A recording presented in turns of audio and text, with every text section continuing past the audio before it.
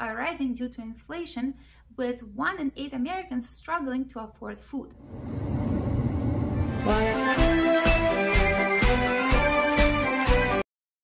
Hey guys, let's start with a question. If I told you of a man who was invited to the White House, you would immediately picture like a clean-shaven person wearing a formal suit with a tie, and you would be correct to do that. But that's not what happened. Hi. We talk about it. As you can see here, this is a man wearing a dress and high heels. He is Dylan Mulvaney's hairdresser. Oh wait, did I say he? Because this is Jonathan Van Ness, and he identifies as non-binary using they, he, she pronouns. Yes, all of those. So they, he, she is greeted warmly by Kamala Harris, and they, he, she, all these people, gives a speech at the White House. Madam Vice President.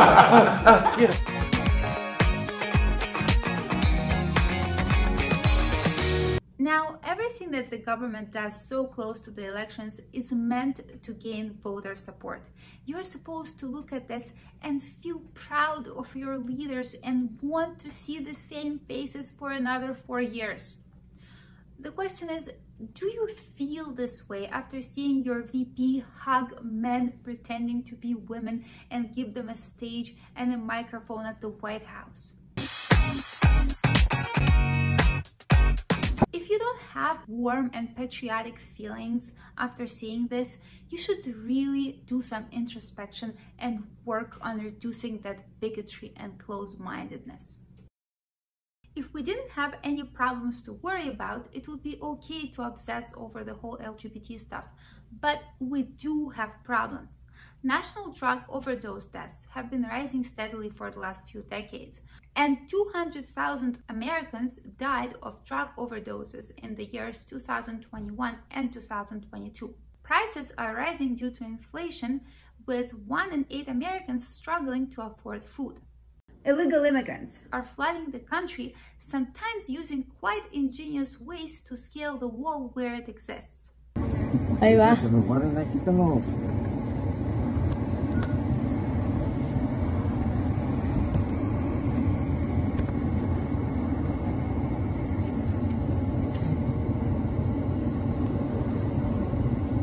Wow, ya pusieron la escalera.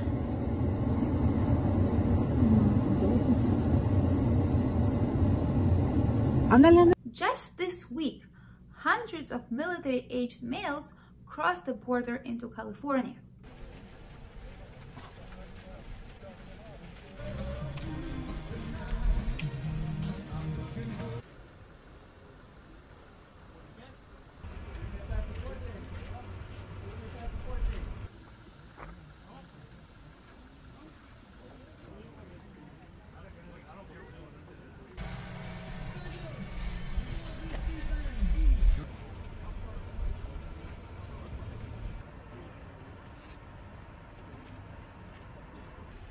Look, I understand that all these problems are not as important as men in dresses not getting enough admiration from society.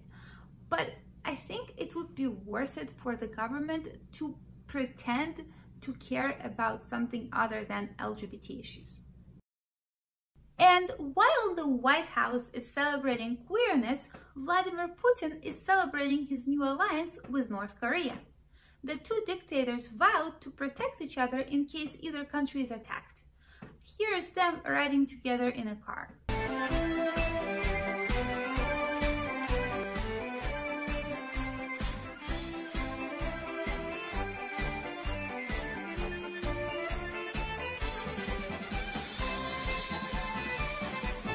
Now, let's remember that several months ago, Putin hosted Hamas in Moscow. And now he's making an alliance with North Korea. If there is a link or a common denominator between Islamic terrorists and communists, it's Russia. It's hard to imagine where this might lead, and it's happening right now in the open. Most of you guys know that I'm from Russia, and this is so shameful and terrifying. This wasn't imaginable 10 years ago. So we look really weak and pathetic, and the axis of evil is getting stronger. And this is not a coincidence. I really hope and pray that nothing bad ends up happening, but if it does, we'll have to snap out of the whole queer and non-binary nonsense. Because if an actual conflict happens, the winning side won't be the side with men wearing dresses.